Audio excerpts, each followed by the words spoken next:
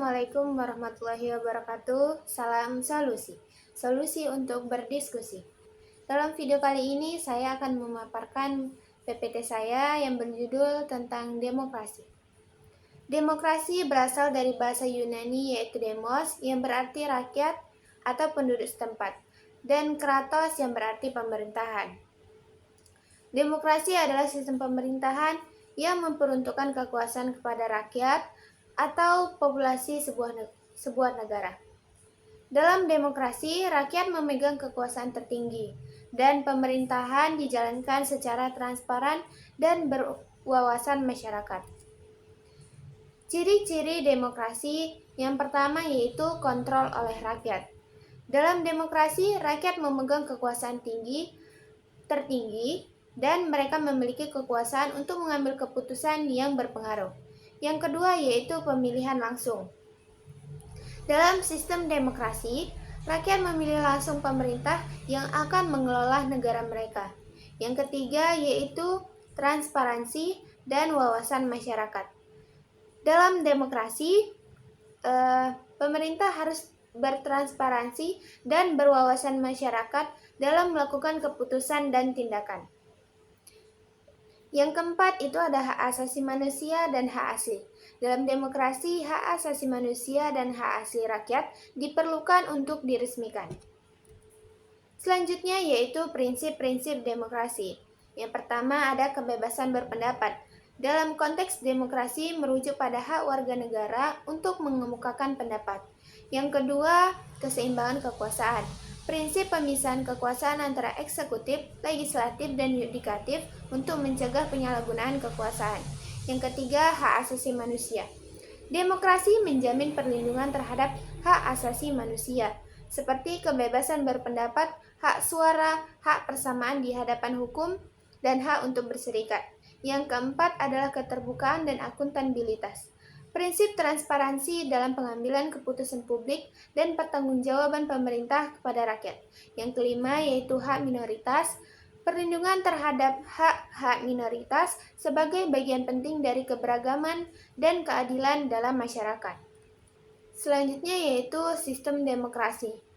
Yang pertama ada demokrasi representatif. Sistem di mana rakyat memiliki wakil-wakil mereka untuk duduk di lembaga legislatif dan mengambil keputusan politik atas nama rakyat. Yang kedua ada demokrasi langsung, sistem di mana rakyat secara langsung terlibat dalam pengambilan keputusan politik, baik melalui referendum atau pemungutan suara secara langsung untuk kebijakan tertentu. Yang ketiga ada demokrasi parlementer. Sistem ini di mana kepala negara dipilih secara terpisah dari legislatif. Namun, kepala negara atau perdana menteri bertanggung jawab secara politik kepada parlemen. Yang keempat ada demokrasi presidensial. Sistem ini di mana kepala negara atau presiden dipilih secara terpisah dari legislatif dan memiliki kewenangan eksekutif yang besar. Selanjutnya ada jenis-jenis pemilu. Yang pertama, pemilu umum. Pemilihan umum yang dilakukan secara luas untuk memilih wakil rakyat dalam lembaga legislatif atau eksekutif serta untuk menentukan kebijakan politik secara umum.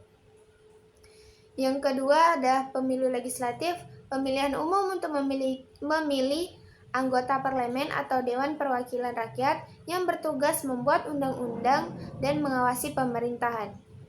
Yang ketiga ada pemilu presiden, pemilihan umum untuk memilih kepala negara atau presiden yang memegang kekuasaan eksekutif tertinggi dalam negara. Yang keempat ada pemilu kepala daerah, pemilihan umum ini untuk memilih kepala daerah seperti gubernur, bupati, atau wali kota yang bertugas memimpin pemerintah di tingkat daerah.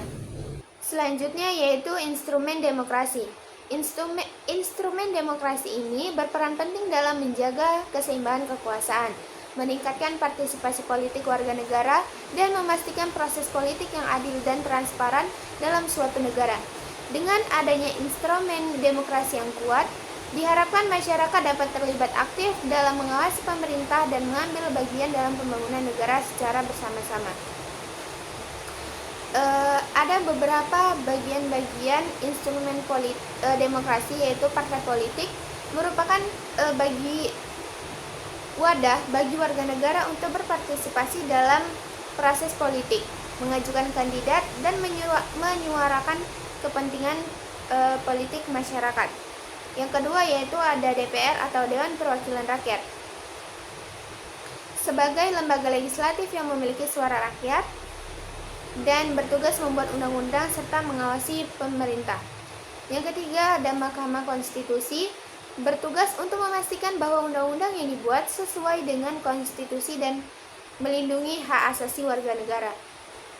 Yang keempat ada KPU, Komisi Pemilihan Umum, bertanggung jawab mengatur dan melaksanakan proses pemilihan umum secara adil, jujur, dan transparan. Yang kelima ada Lembaga Swadaya Masyarakat, berperan sebagai pengawas dan advokat kritis dalam memastikan keterbukaan, akuntabilitas, dan keadilan pemerintahan. Selanjutnya yaitu ada beberapa tantangan demokrasi, yaitu polarisasi politik. Adanya perpecahan dan konflik antara kelompok politik yang berbeda mengancam persatuan dan stabilitas politik dalam suatu negara. Tantangan yang kedua yaitu korupsi. Praktik korupsi yang merajalela dapat merusak integritas institusi negara, melemahkan kepercayaan masyarakat, dan menghalangi pembangunan yang berkelanjutan. Tantangan yang ketiga yaitu kesenjangan sosial. Disparitas ekonomi dan sosial yang besar antara kelompok masyarakat dapat mengancam koherensi sosial dan stabilitas politik. Tantangan yang keempat yaitu disinformasi dan hoaks. Penyebaran informasi yang palsu atau hoaks melalui media sosial dapat mempengaruhi opini publik, memicu kekacauan, dan mengacak kebenaran dalam ruang publik.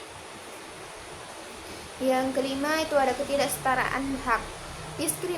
Diskriminasi rasial, gender, agama, atau kelompok lain dapat menghambat partisipasi politik yang merata dan adil bagi seluruh warga negara. Tantangan selanjutnya yaitu tentang teknologi. Perkembangan teknologi digital dapat digunakan untuk memanipulasi informasi, pelanggaran privasi, dan ancaman terhadap keamanan demokrasi. Yang selanjutnya yaitu ketidakstabilan politik. Konflik internal, krisis ekonomi, atau ketidakstabilan politik dapat mengganggu proses demokrasi dan mengancam tatanan politik yang ada. Yang terakhir yaitu ada tantangan multikulturalisme. Pengelolaan keberagaman budaya, agama, dan etnis dalam masyarakat yang kompleks dapat menjadi tantangan dalam membangun kesatuan dan harmonis dalam demokrasi. Selanjutnya yaitu peran masyarakat dalam demokrasi. Ada beberapa bagian. Yang pertama yaitu partisipasi politik. Masyarakat memiliki peran penting dalam proses politik dengan menggunakan hak suara mereka untuk memilih wakil-wakilnya dalam pemilu dan memberikan mandat kepada pemerintah. Kedua, pengawasan terhadap pemerintah. Masyarakat berperan sebagai pengawas kebijakan pemerintah, mengkritik kebijakan yang tidak sesuai dengan kepentingan masyarakat, dan menuntut pertanggungjawaban pemerintah. Yang ketiga yaitu pendidikan politik. Masyarakat perlu meningkatkan pemahaman mereka tentang sistem politik, hak dan kewajiban warga negara, serta pentingnya partisipasi dalam proses demokrasi. Yang keempat yaitu partisipasi dalam organisasi masyarakat. Bergabung dalam organisasi masyarakat seperti LSM, kelompok advokasi, atau partai politik untuk menyuarakan kepentingan bersama dan memperkuat kontrol sosial. Kesimpulannya adalah demokrasi merupakan sistem pemerintahan yang didasarkan pada prinsip-prinsip kebebasan, kesetaraan, dan partisipasi aktif rakyat dalam pengambilan keputusan politik. Peradaban, sistem, prinsip, instrumen, tantangan, serta peran masyarakat dalam demokrasi adalah komponen-komponen yang saling terkait dan membentuk fondasi yang kuat bagi keberlangsungan demokrasi dalam suatu negara. Semua pihak, baik pemerintah, masyarakat maupun lembaga sosial, memiliki peran masing-masing dalam menjaga dan mengembangkan demokrasi.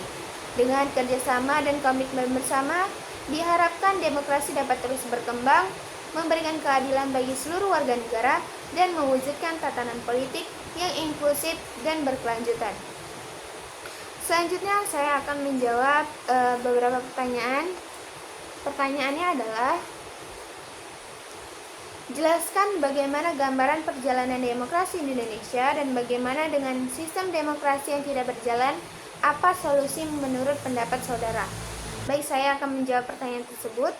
Perjalanan demokrasi di Indonesia telah mengalami berbagai fase dan tantangan sejak kemerdekaan pada tahun 1945.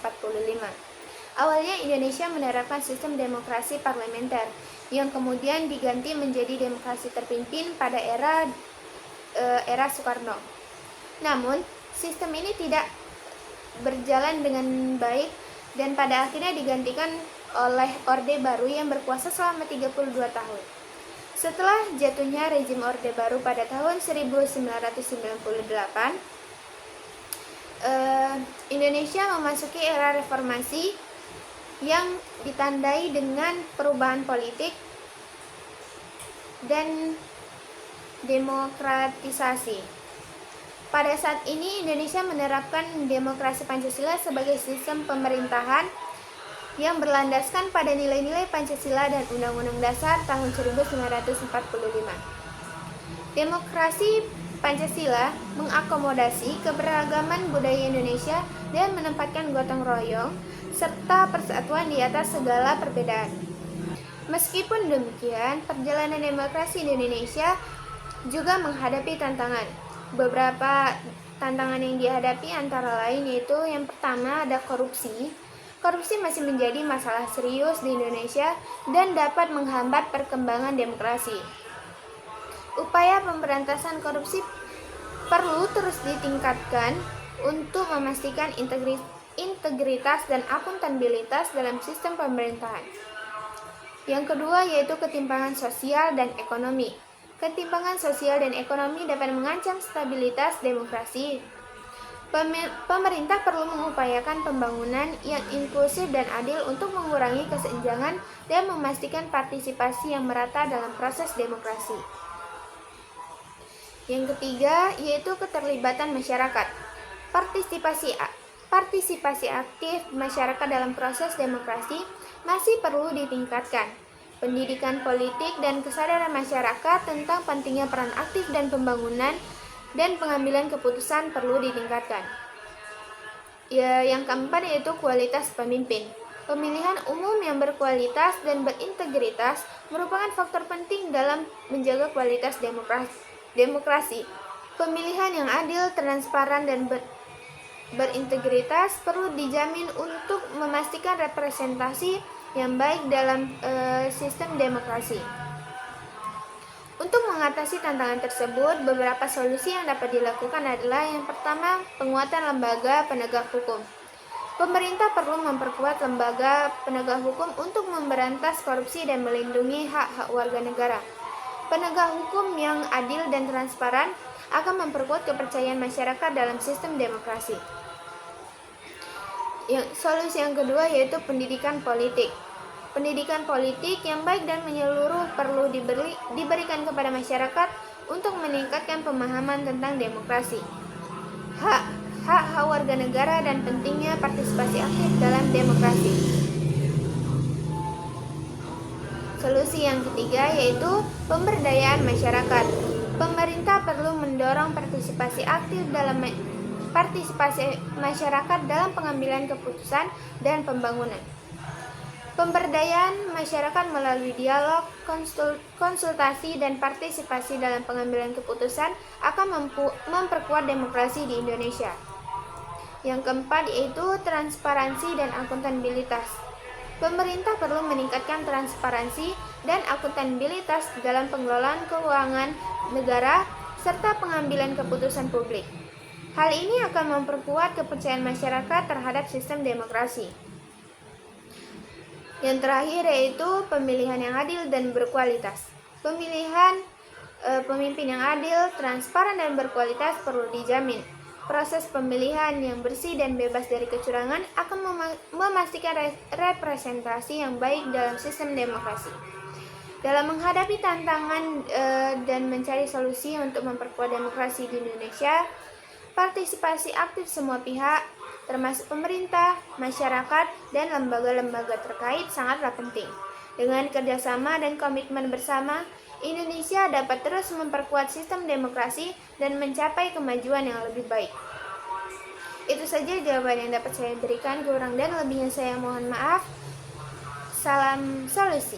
Sampai berjumpa kembali. Assalamualaikum warahmatullahi wabarakatuh.